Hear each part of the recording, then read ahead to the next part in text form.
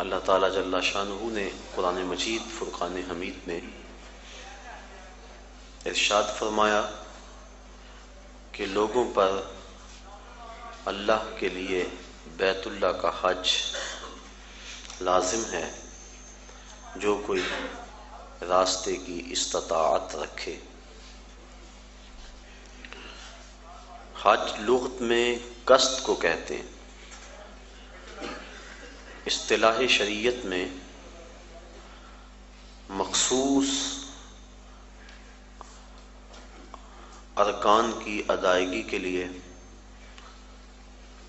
حرمین کے سفر کی جو نیت کی جاتی ہے اور وہاں حاضری کے لیے بندہ پہنچتا ہے اس کو حج کہتے ہیں۔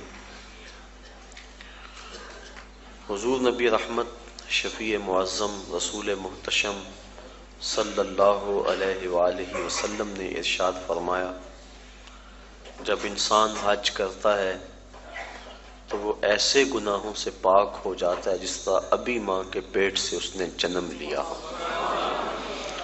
ماں قبل کے تمام گناہوں کا حج کفارہ ہے، اور اگر کوئی استطاعت رکھنے کے باوجود حج نہیں کرتا تو حدیث میں سخت وعیدیں موجود ہیں۔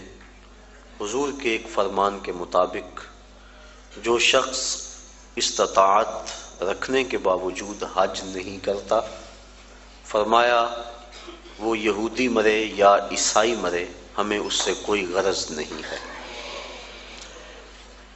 اور ایک حدیث کے لفظ ہیں کہ حج میری امت کے ضعیف لوگوں کا جہاد ہے۔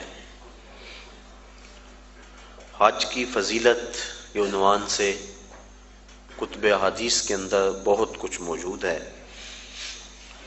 صاحب استطاعت پر زندگی میں ایک مرتبہ حج کرنا فرض ہے۔ 5 سال کے بعد جو حج کی تاکید کتب احادیث میں موجود ہے تو علماء نے اس کو استحباب پر محمول کیا ہے کہ جو غنی ہے صاحب استطاعت ہے اس کو چاہیے کہ 5 سال کے بعد وہ حج کرے، لیکن فرض زندگی میں صرف ایک مرتبہ ہے۔ ایک مرتبہ واجب ہوا، اس نے ادا کر لیا تو وجوب اتر گیا، لیکن ویسے اس کے لیے مستحب یہ ہے کہ وہ ہر 5 سال کے بعد کر لے اگر وہ استطاعت رکھتا ہے، چونکہ حج کرنے سے اللہ تعالیٰ غنا عطا فرماتا ہے۔ جب بندہ حج کرے اللہ اسے غنی کر دیتا ہے، اس کے رزق میں بھی برکت فرماتا ہے، اس کے دین میں بھی برکت فرماتا ہے۔ ایک حدیث کے لفظ ہیں، حضور نے ارشاد فرمایا کہ حج کرو غنی ہو جاؤ گے، سفر کرو صحت پاؤ گے۔ تو حج سے غنا ملتا ہے اور سفر سے صحت ملتی ہے۔ زندگی میں ایک مرتبہ حج کی فرضیت پر دلیل وہ معروف روایت ہے جو آپ نے متعدد مرتبہ علماء سے سماعت کی ہوئی ہوگی کہ حضور نے ارشاد فرمایا لوگوں حج کے لیے آیا کرو۔ تو ایک شخص نے عرض کی حضور ہر سال آیا کریں۔ آقا کریم خاموش رہے، کوئی جواب نہیں دیا۔ اس نے پھر پوچھا حضور ہر سال آیا کریں، ہر سال حج فرض ہے؟ حضور خاموش رہے، جواب مرحمت نہیں کیا۔ اس نے تیسری مرتبہ پھر سوال کیا تو آقا کریم نے پھر خاموشی اختیار کی، پھر وقفہ سکوت توڑتے ہوئے فرمایا تم سے پچھلی امتیں نبیوں پر کثرت سوالات کی وجہ سے ہلاک کر دی گئیں، لو قلت نعم لوجبت، اگر میری زبان سے ہاں نکل جاتی تو واجب ہی ہو جاتا۔ وہ زبان جس کو سب کن کی کنجی کہیں، اس کی نافذ حکومت پہ لاکھوں سلام۔ کہا اگر میری زبان سے ہاں نکل جاتی تو واجب ہی ہو جاتا۔ تو حضور کا اختیار فی شریعت سمجھ میں آیا کہ حضور جو کہیں وہی دین ہوتا ہے۔ قرب قیامت کے فتنوں میں سے ایک فتنہ حضور نے آج سے صدیوں قبل بیان فرما دیا۔ نسائی شریف کی روایت ہے، حضور نے ارشاد فرمایا قرب قیامت میں کچھ لوگ کہیں گے کہ حلال وہی ہے جو اللہ نے حلال کیا، حرام وہی ہے جو اللہ نے حرام کیا۔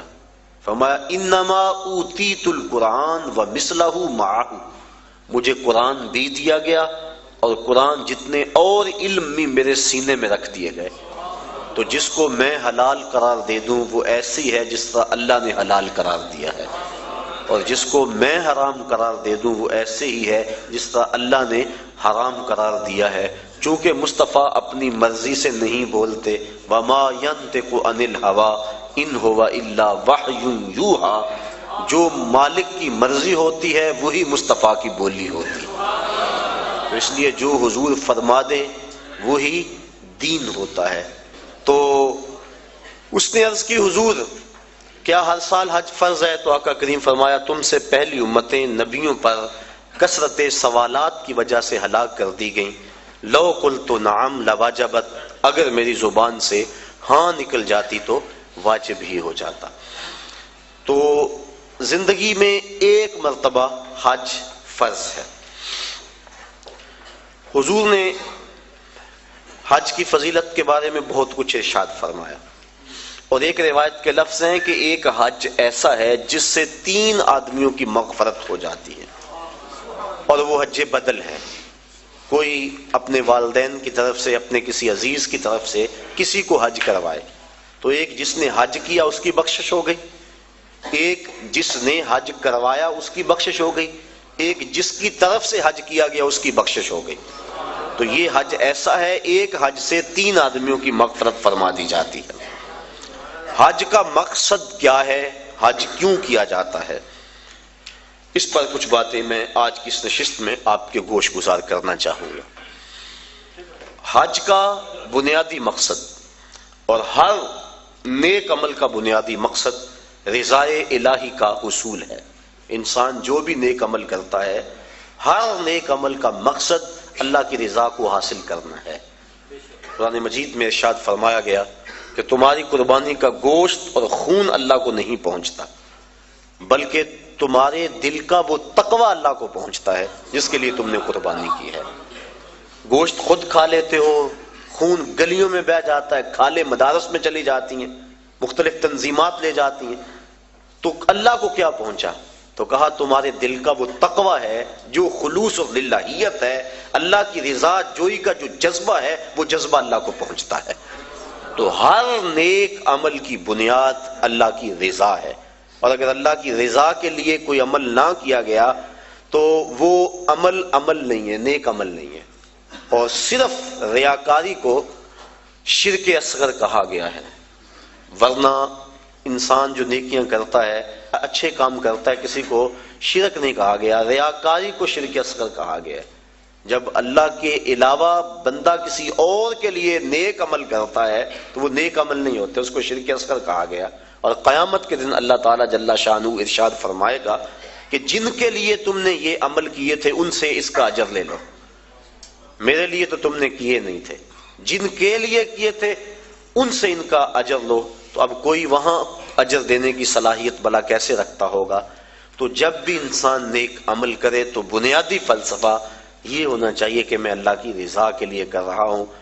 اور انما الاعمال بالنیات، یہاں بھی یہی مراد ہے کہ اعمال کا دار و مدار حسن نیت پر ہے، خلوص پر ہے۔ تو حج کا بھی باقی اعمال کی طرح پہلا بنیادی مقصد اللہ کی رضا کو حاصل کرنا ہے۔ حج کا دوسرا مقصد، حج مسلمانوں کا عالمی اجتماع ہے۔ اسلام نے ایک نظام دیا، محلے کی سطح پہ مسلمانوں کا اجتماع نماز با جماعت ہے، علاقے کی سطح پہ مسلمانوں کا اجتماع جمعۃ المبارک ہے، شہر کی سطح پر مسلمانوں کا اجتماع عیدین ہے، اور عالمی اجتماع حج ہے۔ یہ ترتیب ہے اسلامی نظم کی اور اسلامی اجتماعیت کی۔ حج مسلمانوں کا عالمی اجتماع ہے، اور عرفات کی حاضری حج کے بنیادی اراکین میں سے ایک رکن ہے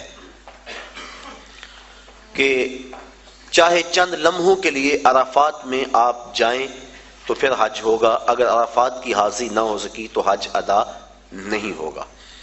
تو عرفات کے اندر یوم حج کو خطبہ دیا جاتا ہے جس کا سننا مسنون ہے۔ تو خطبہ حج کے اندر مسلمانوں کے عالمی اجتماع کو امام حج امیر حج کا منصب ہے کہ جو مسائل درپیش ہیں ان مسائل کی روشنی کے اندر ان کی رہنمائی کریں۔ حضور نبی رحمت صلی اللہ علیہ وآلہ وسلم کا خطبہ حج ہمارے سامنے ہے۔ اس وقت جو حالت ہے مسلمانوں کی وہ کسی سے مخفی نہیں، اور حج کے موقع پہ چاہیے تو یہ کہ امیر حج پورا سال محنت کرے، اپنی ٹیمیں مختلف علاقوں میں بھیج کر تجزیہ کرے کہ مسلمان اس وقت پوری دنیا سے پیچھے کیوں رہ گئے ہیں، اور جو سازشیں کرنے والے اہل اسلام کو ہر وقت ظلم و جبر کی چکی میں پیس رہے ہیں تو ان سے چھٹکارا کیوں کر ممکن ہے۔ تو وہ پوری دنیا کے آئے ہوئے نمائندوں کو پورے سال کا لائحہ عمل دے کہ تم نے اپنے اپنے علاقوں میں جا کے یہ کرنا ہے اور اس پیغام کو آگے لوگوں تک پہنچانا ہے۔ پھر پورا سال اس کی نگرانی ہوتی رہے اور سال کے بعد تجزیہ کیا جائے کہ کمی بیشی کیا ہے، کتنے فوائد ہوئے اور کہاں تک ہم نے اپنا ہدف حاصل کیا، اور ترمیم و تنسیق کے ساتھ نیا منصوبہ، نیا لائحہ عمل لوگوں کے سامنے رکھا جائے اور دنیا کے کونے کونے سے آئے لوگ حرم کے اس تحفے کو اپنے ساتھ لے جائیں اور پوری دنیا پر۔ اس ویڈیو کو لائک کریں، ہمارے چینل کو سبسکرائب کر بیل آئیکن ضرور پریس کریں ہماری لیٹسٹ ویڈیو سب سے پہلے دیکھنے کے لیے۔